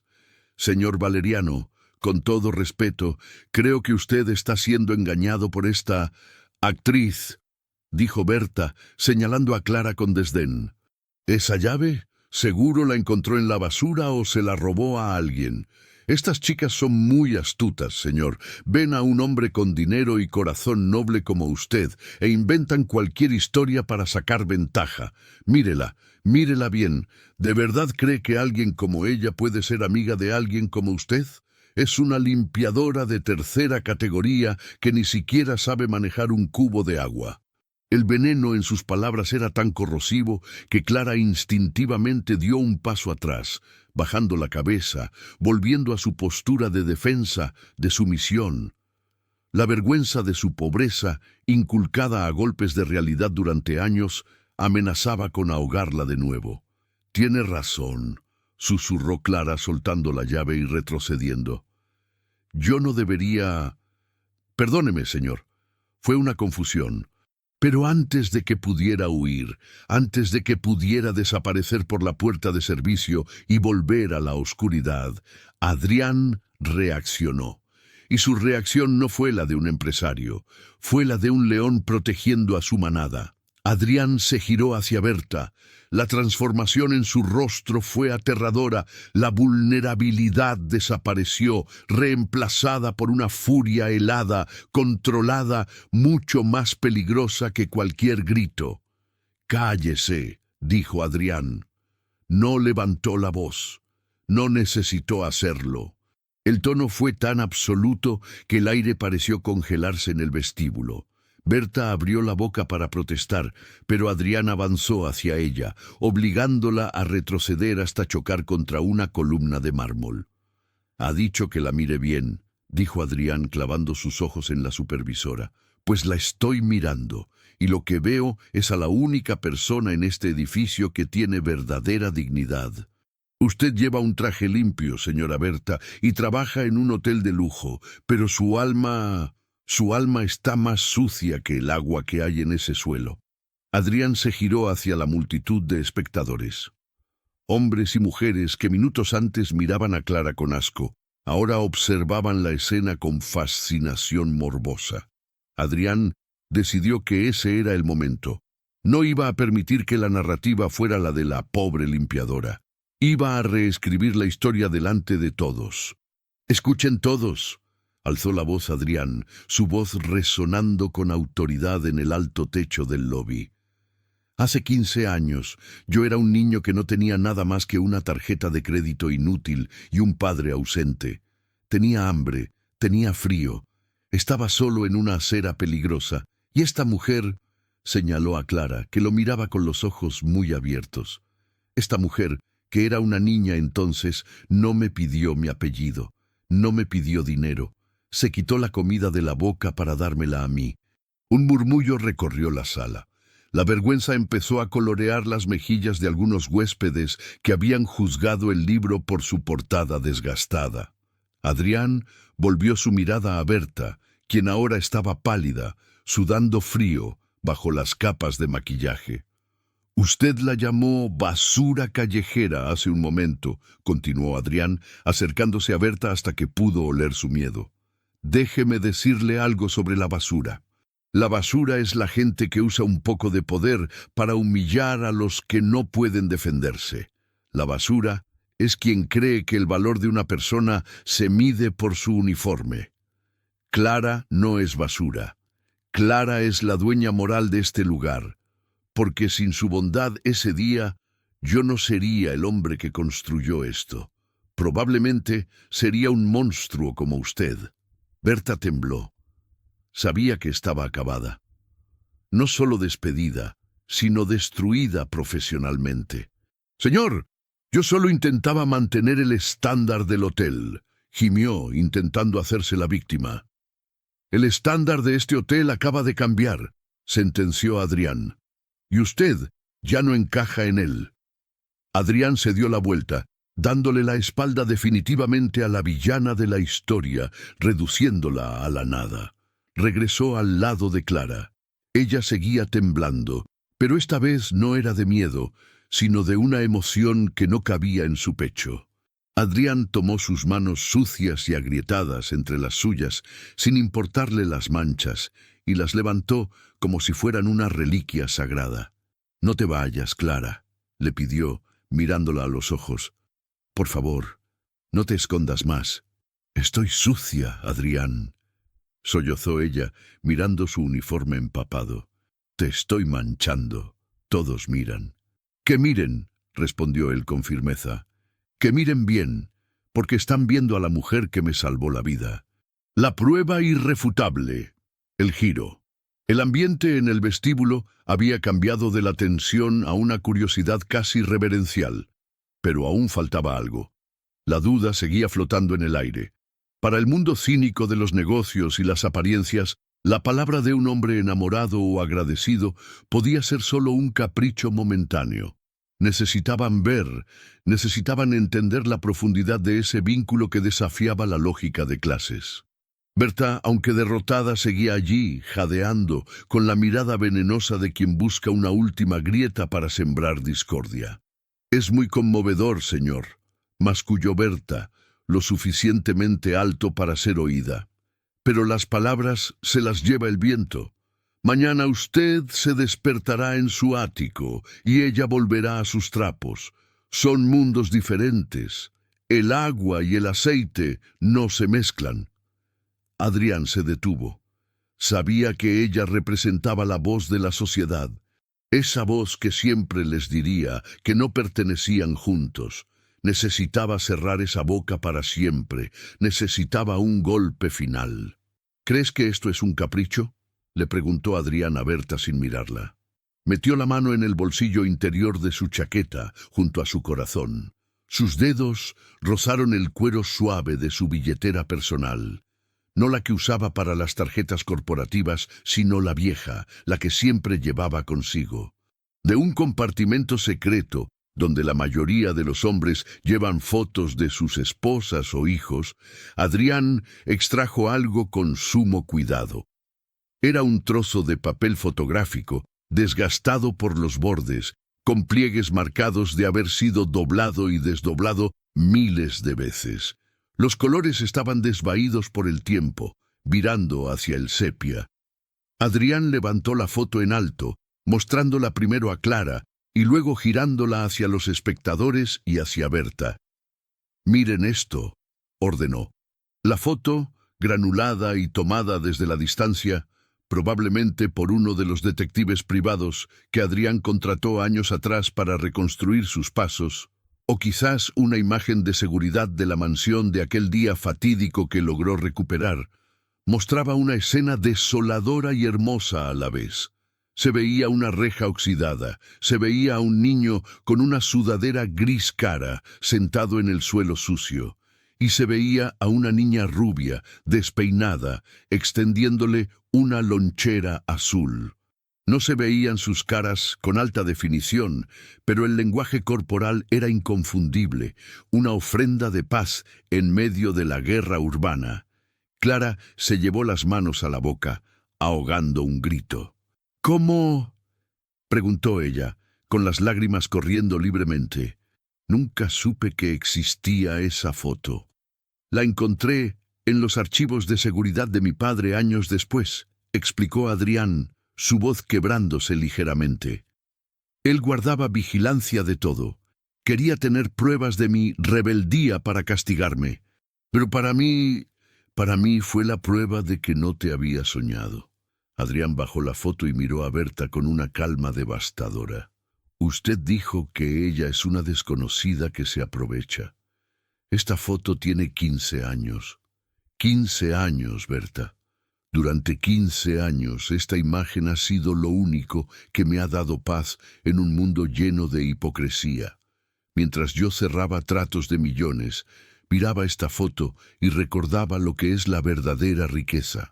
Adrián se acercó a Clara y le puso la foto en sus manos temblorosas. «Tú me diste la mitad de tu sándwich ese día. Dijiste que era matemáticas. Si comíamos los dos, la tristeza se iba». Adrián hizo una pausa, respirando hondo, preparándose para revelar el verdadero giro, la verdadera profundidad de su obsesión que iba más allá del simple agradecimiento. «Pero no solo guardé la foto, Clara. Guardé algo más importante». Adrián se llevó la mano al cuello y sacó una cadena de oro blanco que llevaba oculta bajo su camiseta. Colgando de la cadena, brillando bajo la luz de las lámparas de araña, no había una cruz ni una medalla religiosa. Había una pequeña pieza de metal oxidado. Era el cierre roto de la lonchera azul. La pieza que se había caído el día que los separaron, cuando el guardaespaldas lo arrastró al coche y la lonchera cayó al suelo. Clara jadeó.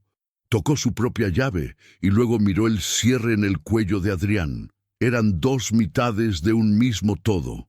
El rompecabezas estaba completo. «El día que me llevaron, logré agarrar esto del suelo antes de que cerraran la puerta del coche», confesó Adrián con los ojos húmedos. «Me prometí que el día que encontrara la llave que abriera este cierre, encontraría a mi esposa». El silencio en el lobby era ahora absoluto. Nadie se atrevía a moverse. La historia de amor y destino había aplastado cualquier cinismo. Los huéspedes, antes altivos, ahora miraban con envidia esa conexión pura que ningún dinero podía comprar. Adrián se arrodilló. No para limpiar nada, no por sumisión.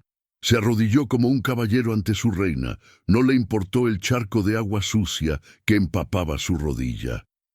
«Clara», dijo él, mirando hacia arriba, hacia la mujer vestida de gris que brillaba más que cualquier diamante. «He pasado mi vida rodeado de gente que quiere mi dinero. Tú eres la única persona en el mundo que me dio algo cuando yo no tenía nada que ofrecerte a cambio. Eso te hace superior a mí. Eso te hace la dueña de mi corazón». Berta, viendo la escena, sintió que el suelo se abría bajo sus pies. Intentó escabullirse hacia atrás, buscando desaparecer, convertirse en la nada que Adrián había dicho que era. Pero dos guardias de seguridad, con una ligera sonrisa de satisfacción en sus rostros, le bloquearon el paso, cruzándose de brazos. La justicia poética estaba a punto de servirse fría. «Levántate, por favor», lloró Clara, intentando alzarlo, abrumada por el gesto. No tienes que hacer esto. Soy una limpiadora. Eras una limpiadora, corrigió Adrián, poniéndose de pie y tomando su rostro entre sus manos. Desde hoy, eres la persona que manda aquí, y tengo una promesa pendiente que cumplir. Una promesa de hace 15 años. Adrián se giró hacia el mostrador de recepción, donde el gerente general del hotel observaba boquiabierto. Traigan la caja fuerte de mi oficina, la pequeña, la de cristal, ahora. El gerente asintió frenéticamente y corrió hacia los ascensores. Adrián volvió a mirar a Clara, secando una lágrima de su mejilla con su pulgar. Te dije que volvería, te dije que me casaría contigo y que nunca más tendrías hambre. Yo cumplo mis contratos, Clara. Y este es el contrato más importante de mi vida. La revelación estaba completa. No era solo un reencuentro, era el cumplimiento de un destino trazado en el hambre y sellado en la abundancia. La Cenicienta no necesitaba un zapato de cristal, tenía una llave oxidada y un sándwich compartido. Y el príncipe no la salvaba a ella. Ella lo había salvado a él hacía mucho tiempo. Ahora, él solo estaba devolviendo el favor con intereses. El tesoro en la urna de cristal. El sonido de las puertas del ascensor abriéndose rompió la atmósfera densa del vestíbulo como un disparo. El gerente general del hotel, un hombre cincuentón habitualmente compuesto y sereno, salió corriendo con una urgencia que desconcertó a los presentes. En sus manos sostenía algo que parecía sagrado, un objeto que cuidaba con más celo que si llevara las joyas de la corona o los libros de contabilidad de la empresa. Era una urna de cristal cúbica, pesada y moderna, con una base de madera negra pulida, pero lo que había dentro de esa vitrina de museo no era una antigüedad egipcia ni una obra de arte abstracta, era la lonchera. La misma lonchera de plástico azul de hacía 15 años. El tiempo no había sido amable con ella, o quizás Adrián había decidido conservar cada cicatriz del objeto tal y como estaba aquel día. El plástico estaba rayado. El color azul se había desvanecido en las esquinas volviéndose blanquecino, y el asa tenía esa cinta adhesiva gris, vieja y despegada, que gritaba pobreza y resiliencia. El contraste era brutal. Esa pieza de basura infantil, encapsulada en cristal blindado, entrando en un lobby de mármol y oro. Los huéspedes, que habían estado murmurando, callaron de golpe. No entendían lo que veían, pero entendían la reverencia con la que era transportado. El gerente llegó hasta Adrián, jadeando ligeramente, y le ofreció la urna con una inclinación de cabeza. Aquí tiene, señor Valeriano, tal como pidió. Adrián tomó la urna. Sus manos, que no habían temblado al despedir a ejecutivos o cerrar tratos hostiles, ahora vibraban. Miró a través del cristal. Ahí estaba, el único objeto que había amado realmente en su vida. Gracias, murmuró Adrián, sin apartar la vista del plástico azul. Se giró hacia Clara. Ella tenía las manos cubriendo su boca, sus ojos desorbitados, llenos de lágrimas que no dejaban de brotar. Para ella, ver esa lonchera era como ver un fantasma. Era la prueba física de que su bondad no había caído en el olvido, de que su gesto infantil había sobrevivido al cinismo del mundo adulto. «La guardaste», susurró Clara, con la voz rota por un sollozo. «De verdad la guardaste». «No solo la guardé», respondió Adrián, su voz resonando con una suavidad devastadora en el silencio del salón. «La convertí en mi brújula. Cada vez que sentía que me estaba volviendo frío, cada vez que el dinero empezaba a nublarme la vista, miraba esta caja. Me recordaba que un día, una niña que no tenía nada me dio todo. Me recordaba quién quería ser». Adrián colocó la urna con cuidado sobre una mesa auxiliar de mármol que había cerca, apartando un jarrón de flores exóticas sin miramientos.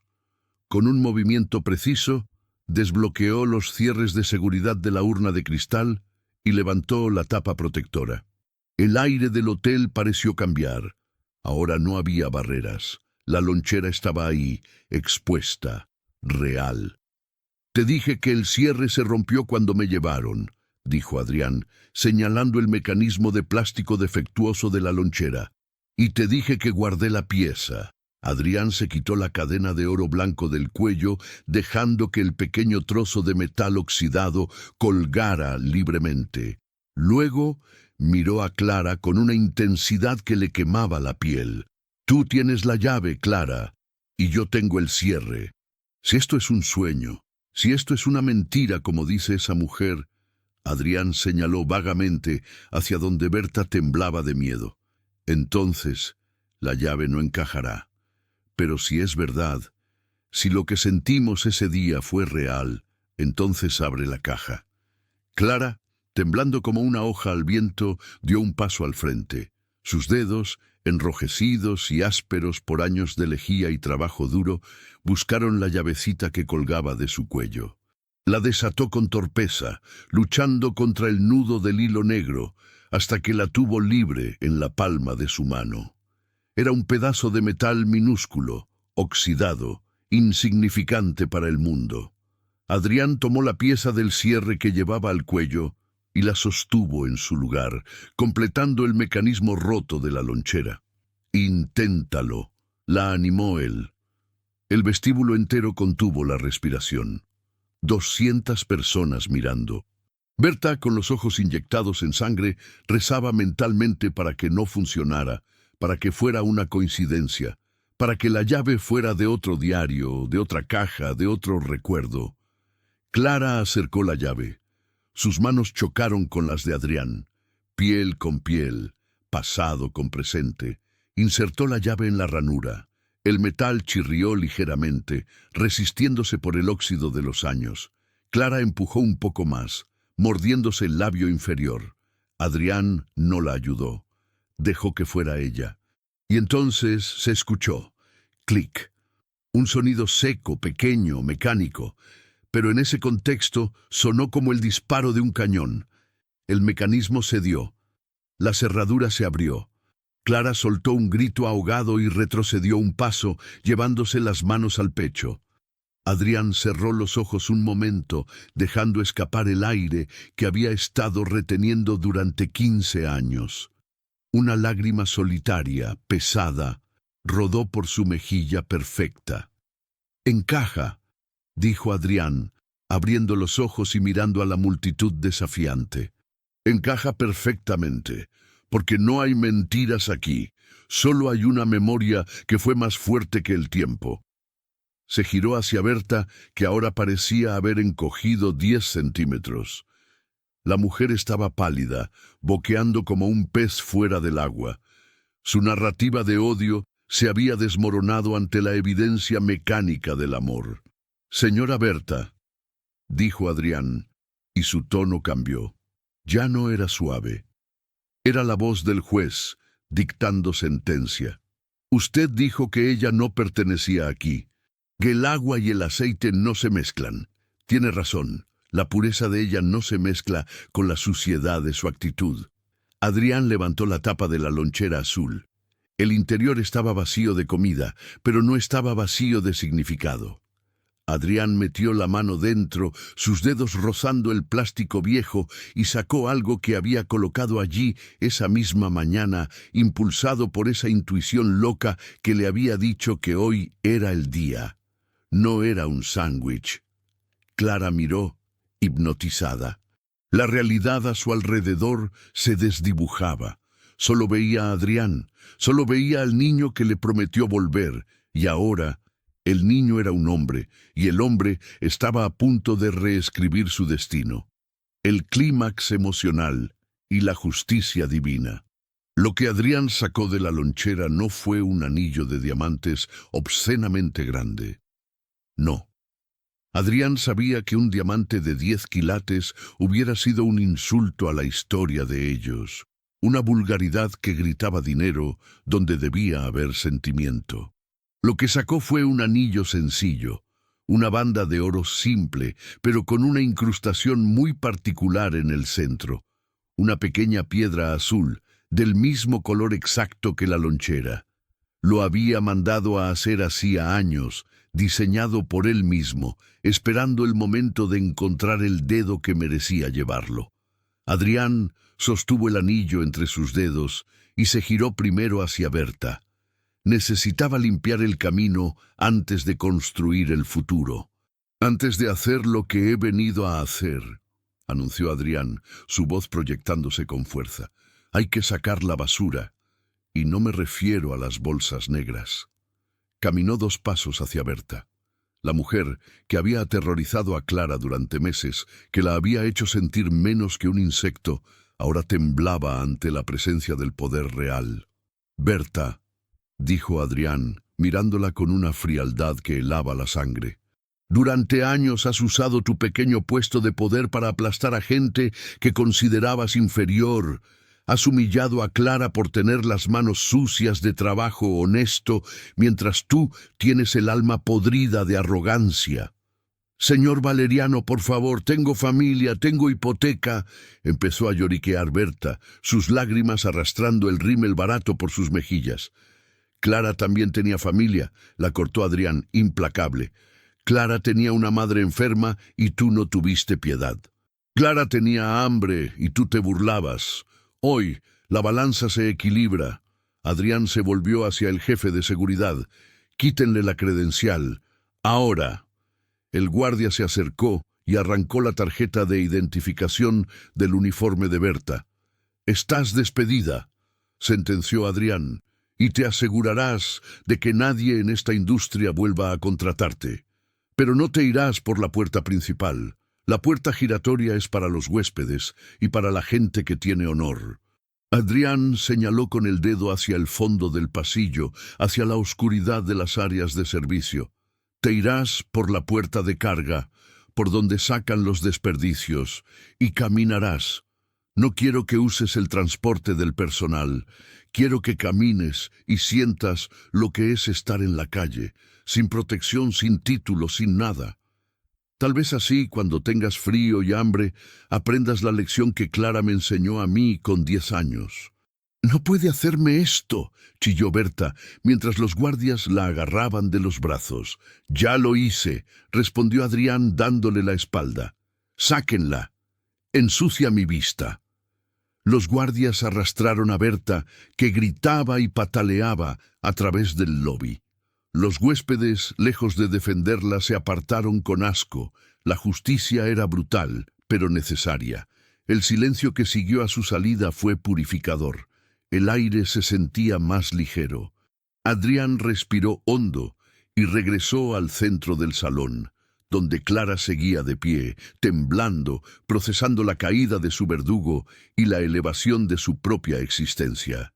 Adrián se paró frente a ella. Ya no había barreras, no había jefas malvadas, ni padres crueles, ni clases sociales, solo un hombre y una mujer. «Clara», dijo él, suavizando la voz hasta convertirla en una caricia. «Hace 15 años me senté contigo en una acera y compartimos un sándwich aplastado. Me dijiste que nadie debía comer solo. Ese día me salvaste, no del hambre física, sino de la soledad absoluta. Me enseñaste que la verdadera riqueza es tener a alguien que te dé la mano cuando estás en el suelo». Adrián se arrodilló de nuevo. Esta vez, la rodilla en el suelo mojado no importaba. Su pantalón de diseñador estaba arruinado, pero nunca se había sentido más elegante. «Prometí volver», continuó Adrián con los ojos llenos de lágrimas. «Prometí que me casaría contigo. Prometí que nunca más tendrías hambre. He tardado mucho, lo sé. El mundo intentó convertirme en alguien como mi padre, pero tu recuerdo fue mi escudo». Adrián levantó el anillo azul. «No te ofrezco este anillo como un pago. No te estoy comprando, Clara. Te estoy pidiendo que me salves otra vez. Te estoy pidiendo que me enseñes a ser bueno todos los días. Te estoy pidiendo que compartas tu lonchera conmigo el resto de nuestras vidas». Clara lloraba abiertamente, sus hombros sacudidos por la emoción. Miró sus propias manos, todavía rojas, todavía humildes. Adrián, mírame, sollozó ella. No soy una princesa. No sé comer con cubiertos de plata. No sé cómo ser la esposa de un millonario. Solo soy Clara. Y eso es todo lo que quiero, respondió él con vehemencia. No quiero una princesa de plástico. Quiero a la reina de la lonchera azul. Quiero a la mujer que es capaz de darlo todo sin pedir nada. Tú eres más noble que cualquiera de las personas que han pisado este hotel. Adrián tomó la mano izquierda de Clara, la mano trabajadora. La besó en los nudillos, sin importarle la suciedad ni los callos. Clara, mi amor de la infancia, mi conciencia, mi destino. ¿Te casarías conmigo? ¿Me dejarías cumplir mi promesa? El tiempo se detuvo. Clara miró alrededor. Vio los rostros de los extraños, ahora conmovidos, algunos llorando. Vio el lujo que la rodeaba. Pero luego miró a los ojos de Adrián y vio la misma soledad que había visto en la calle. Él la necesitaba tanto como ella a él. Sí, susurró ella, y luego, con más fuerza, gritó su verdad. Sí, sí, Adrián, claro que sí. Adrián deslizó el anillo en su dedo. Entró suavemente, como si hubiera sido moldeado para ella desde el principio de los tiempos. Se levantó de un salto y la abrazó. No fue un abrazo protocolario. Fue un choque de cuerpos, un abrazo desesperado, hambriento, lleno de 15 años de ausencia.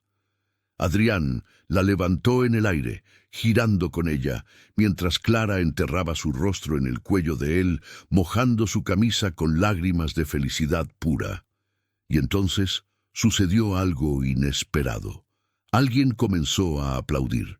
Fue lento al principio, un huésped anciano en una esquina, luego se unió otro y otro.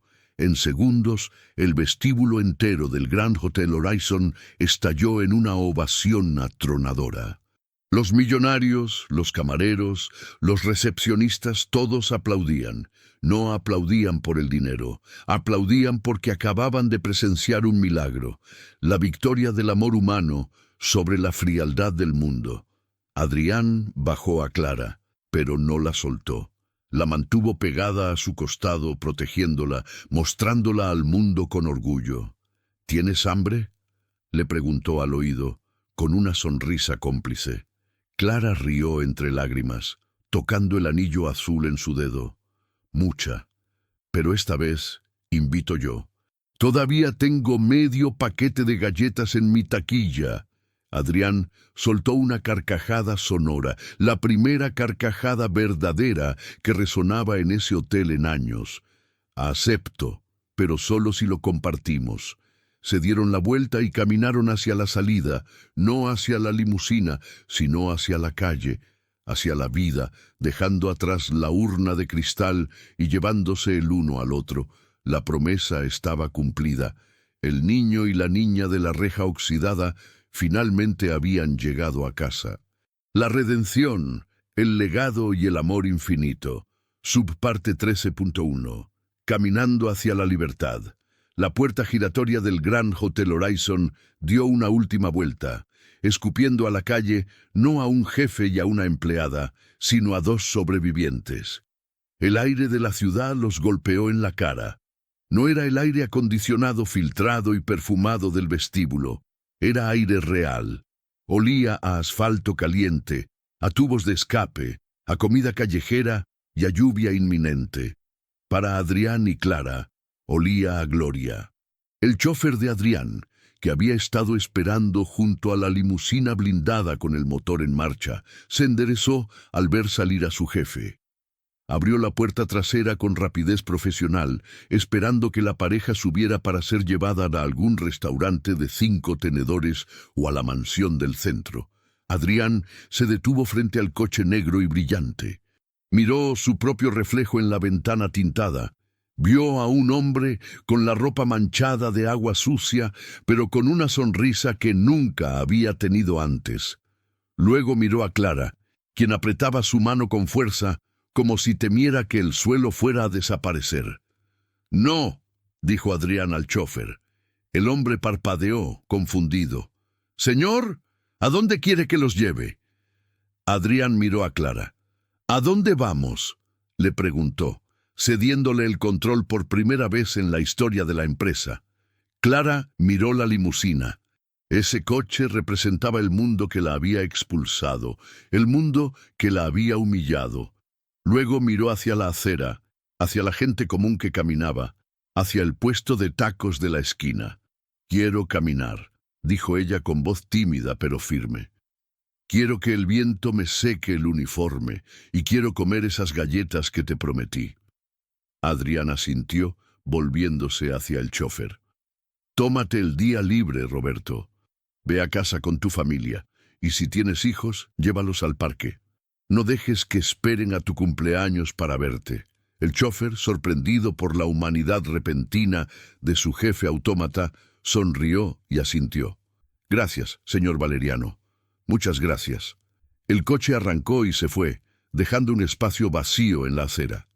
Adrián y Clara comenzaron a caminar. No iban rápido, no tenían prisa. Por primera vez en 15 años, el tiempo estaba de su lado. Mientras caminaban, la gente los miraba. Era una imagen extraña, un hombre que parecía un modelo de revista con ropa arruinada, llevando de la mano a una mujer con uniforme de limpieza gris. Pero nadie se burlaba. Había una dignidad en la forma en que caminaban, una burbuja de intimidad que repelía cualquier juicio. «Tengo miedo, Adrián», confesó Clara después de unas cuadras, apretando el anillo azul en su dedo. «Mañana despertarás y te darás cuenta de que soy una chica que no terminó la secundaria, que no sé hablar de economía, que mis manos son rasposas». Adrián se detuvo en medio de la acera llena de gente. Tomó las manos de ella y las besó, una por una, en las palmas, en los callos, en las cicatrices de lejía. «Estas manos saben trabajar, estas manos saben dar, mis manos solo saben firmar papeles y señalar. Tú eres la maestra aquí, Clara, yo soy el alumno, y sobre la economía, la única economía que me importa ahora es la que tú me enseñaste. Si tienes 2, das 1. Es la única lección que necesito para dirigir mi vida». Siguieron caminando hasta llegar a un parque. Se sentaron en un banco de madera, bajo un árbol viejo. Clara sacó de su bolsillo el paquete de galletas medio vacío que había rescatado de su taquilla antes de salir. Eran galletas baratas, de vainilla seca. Le ofreció una a Adrián. Él la comió cerrando los ojos. «Sabe mejor que el caviar», dijo, y no mentía. Allí, bajo el sol de la tarde, planearon no una boda, sino una vida. No hablaron de invitados famosos ni de banquetes. Hablaron de sanar. Subparte 13.2. El ocaso del patriarca, cerrando el círculo. Una semana después, la mansión de la familia Valeriano estaba en silencio.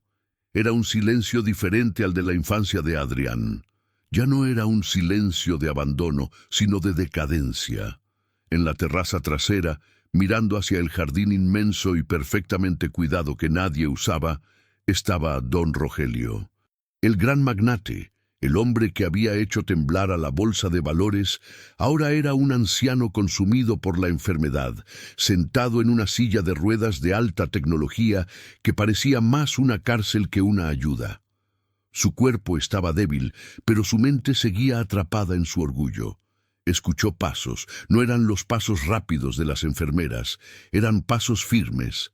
Adrián salió a la terraza. Llevaba a Clara de la mano. Ella vestía un vestido sencillo de algodón blanco, sin joyas, con el cabello suelto. Se veía radiante, no por la ropa, sino por la paz que irradiaba. Don Rogelio giró la cabeza con dificultad. Sus ojos se posaron en su hijo y luego, con una mueca de desprecio automático en Clara. «Así que lo hiciste», graznó el anciano. Su voz era un susurro rasposo. «Trajiste a la chica. Has tirado el apellido Valeriano a la basura por un capricho sentimental». Adrián no se enfadó. Ya no sentía ira hacia su padre, solo una profunda lástima. Se acercó y se sentó en una silla de mimbre frente a él, sin soltar a Clara. No es un capricho, papá. Es mi esposa. Nos casamos esta mañana en el registro civil. Sin prensa, sin socios, solo nosotros. Don Rogelio soltó una risa seca que terminó en tos. Estúpido. Podrías haberte casado con la hija del ministro. Podrías haber fusionado imperios. Ahora solo tienes a una nadie. Cuando yo muera, se comerán tu fortuna. Ella te dejará cuando se acabe el dinero. Clara dio un paso adelante, no con miedo, como aquel día en la acera hacía 15 años, sino con compasión. Se agachó junto a la silla de ruedas del hombre que la había llamado basura. «Señor Rogelio», dijo ella suavemente, «nadie quiere su dinero. Adrián me ha dicho que usted pasa los días aquí, solo, mirando el jardín». Don Rogelio intentó apartar la mirada, pero la presencia de Clara era magnética. «¿Y qué te importa a ti?», escupió él. «Me importa porque Adrián lo quiere, aunque usted no se lo merezca», respondió Clara con una honestidad brutal. «Y porque sé lo que es el hambre. Usted tiene la despensa llena, señor, pero se está muriendo de hambre de cariño, y eso duele más que el estómago vacío». Clara sacó algo de su bolso.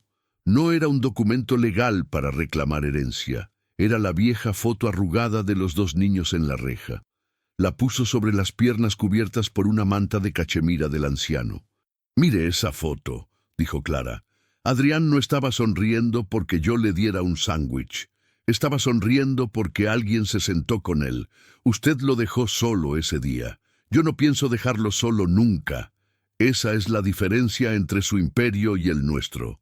Don Rogelio miró la foto. Sus manos temblorosas, llenas de manchas de la edad, tocaron el papel.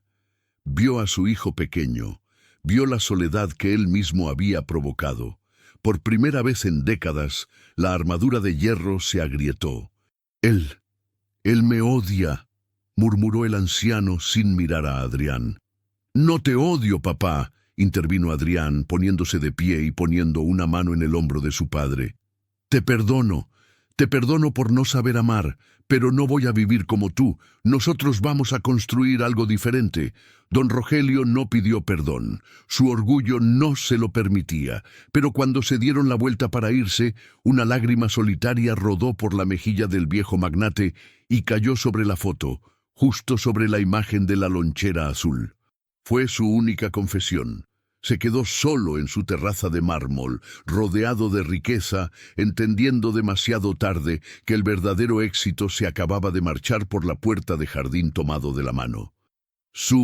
Parte 13.3. La justicia poética, el destino de Berta. A kilómetros de distancia, en un motel barato en las afueras de la ciudad, la realidad tenía otro sabor. Berta estaba sentada en el borde de una cama con el colchón hundido.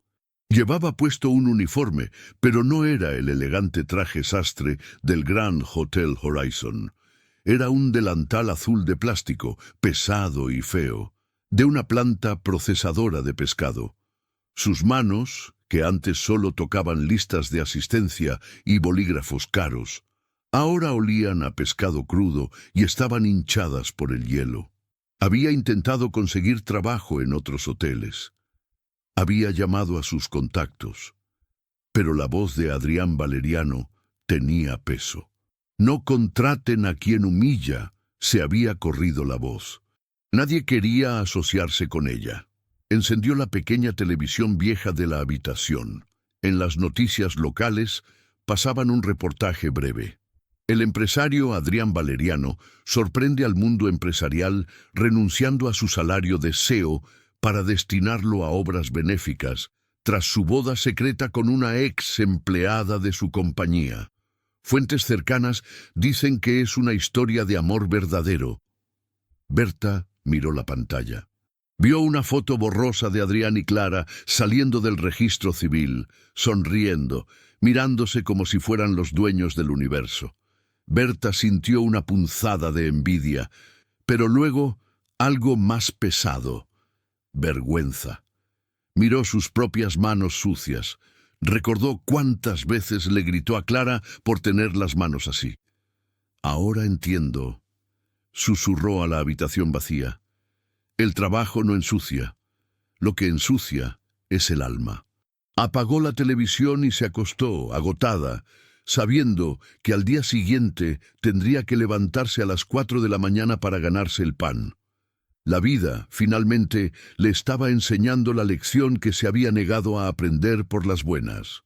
Subparte 13.4. Un año después. El milagro de cemento. El lugar no se parecía en nada al recuerdo traumático de Adrián. Donde antes había una reja oxidada y una acera llena de basura, ahora había un edificio moderno, luminoso, con grandes ventanales de cristal y paredes pintadas de colores cálidos. Sobre la entrada principal, un letrero sencillo de madera rezaba: Comedor comunitario La Lonchera Azul. Era el día de la inauguración. No había políticos cortando cintas rojas para la foto. No había champán. Había una fila de personas. Niños con ropa desgastada, ancianos que contaban monedas, madres solteras con la mirada cansada.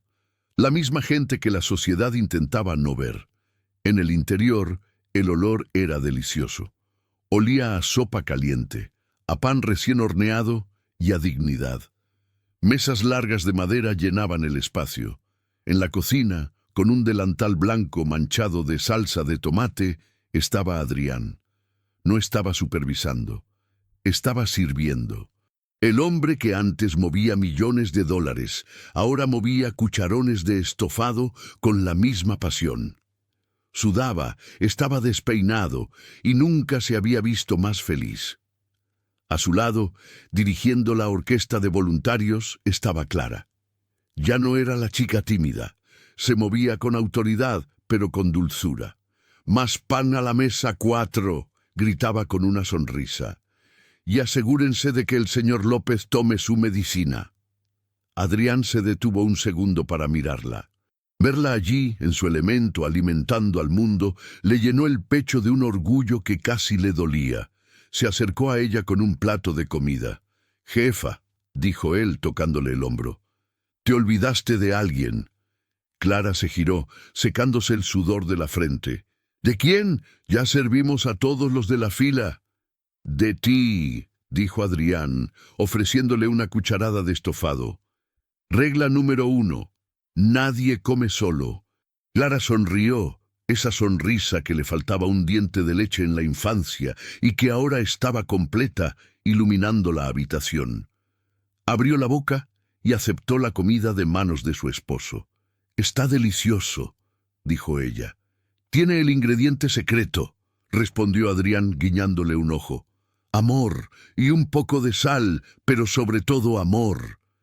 En ese momento, un niño pequeño de unos 8 años con el pelo revuelto y una camiseta demasiado grande se acercó tímidamente a ellos. «Disculpe, señor».